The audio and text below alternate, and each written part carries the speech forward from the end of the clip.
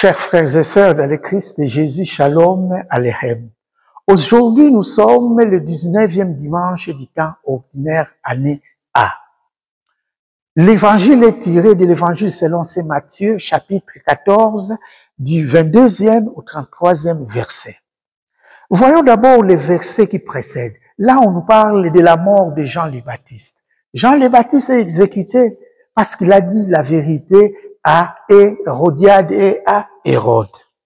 Les apôtres de Jean le Baptiste sont allés prendre le corps de leur maître Jean le Baptiste, sont allés l'enterrer. Après avoir l'enterré, sont allés informer Jésus de la mort de Jean-Baptiste. Quand Jésus a appris cela, Jésus prend la barque, il se retire dans un endroit désert. Il n'a pas traversé la mer, mais il s'est retiré dans un endroit désert.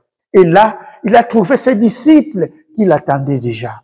Quand Jésus arrive là, il voit ses disciples. Il commence à prêcher, il commence à guérir les malades. Et au verset 15 du chapitre 14, Jésus demande à ses apôtres de nourrir ces gens-là. Il les a nourris avec les pains. On sait bien, il a nourri 5000 hommes. C'était la multiplication des pains. Le soir venu, Jésus dit à ses apôtres, vous voyez, vous pouvez me précéder dans l'autre rive du lac. Moi, je vais vous suivre après. Les apôtres sont partis. Jésus dit, moi, je reste pour expédier la foule. Jésus reste. Il expédie la foule et lui-même se retire sur la colline pour prier. Il a prié. Après avoir prié, Jésus descend pour rejoindre ses apôtres. Arrivé là-bas, il trouve la barque qui était déjà loin, dans la mer, plus loin de la terre. Oh, la barque était déjà tourmentée par les vagues et les vents contraires. Voilà. Et Jésus commença à marcher sur la mer. Jésus, en marchant sur la mer, quand les apôtres ont vu Jésus, ils ont crié fantôme. C'est tout à fait normal qu'ils crient fantôme, car ils croyaient aux esprits mauvais qui résidaient dans la mer.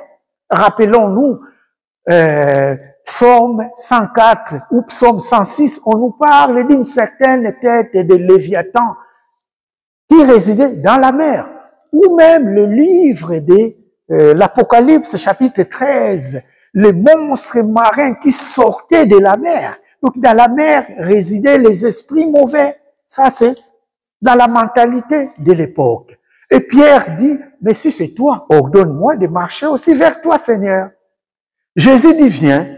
Quand Pierre commençait à marcher, il a eu peur. Jésus dit, n'ayez pas peur. Il a eu peur. Jésus dit, confiance. Et Pierre n'avait pas confiance. Il commençait à sombrer. Et voilà, chers frères et sœurs, l'expérience de Pierre nous ramène dans la première lecture qu'on nous parle du prophète Élie. Prophète Élie, après avoir défié les prophètes de Baal sur le mont Carmel, il y a une dame, Jézabel, qui a appris cela et qui a commencé à poursuivre prophète Élie. Alors prophète Élie a eu peur, il a fui. Quand il a fui, il a voulu faire l'expérience de ses pères au désert. Il va au mont Horeb, il demande l'expérience avec Dieu et voilà, Dieu lui parle, Dieu passe par la brise légère. Chers frères et sœurs, l'expérience du prophète Élie qui a eu peur de Jézabel et l'expérience de Pierre qui commençait à sombrer parce qu'il n'a pas eu confiance, c'est notre expérience de chaque jour. On a peur. Parfois, quand on prie, on veut que tout se passe. Et quand ça ne se passe pas comme ça, on a peur. Ou parfois, quand on traverse des situations difficiles, on ne prie plus. On ne prie pas assez. Oh, notre solution, la solution peut venir que dans la prière, si nous prions avec insistance, avec foi, avec confiance, chers frères et sœurs. Ou parfois, quand on traverse les épreuves, on pense que Dieu nous abandonne. Dieu nous a abandonnés et on ne prie plus. Le contraire, quand nous traversons les situations difficiles, c'est à ce moment-là qu'il faut prier avec insistance, car Dieu est toujours présent. Je vais vous raconter une petite histoire de notre mère Sainte Thérèse d'Avila. Sainte Thérèse d'Avila, elle qu'on appelait Amigo Fuertes de Dios, qui aimait Dieu. Un jour, elle a pris son chariot pour aller visiter des monastères, fonder des monastères. Dans le chemin, Le chariot a fait une chute libre. Thérèse d'Avila s'est retrouvée en bas avec un bras fracturé.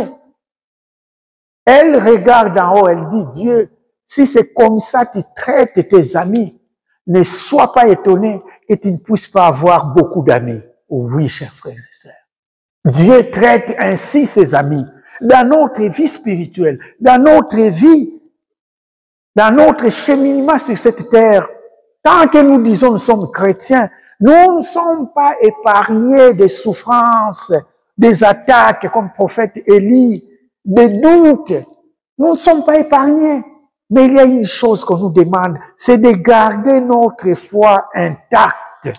Voilà, chers frères et sœurs, il ne faut pas dire parce qu'on est amis de Jésus, parce qu'on aime Jésus, on ne peut pas souffrir. Le contraire, parfois même nous qui aimons Jésus, nous souffrons parfois plus.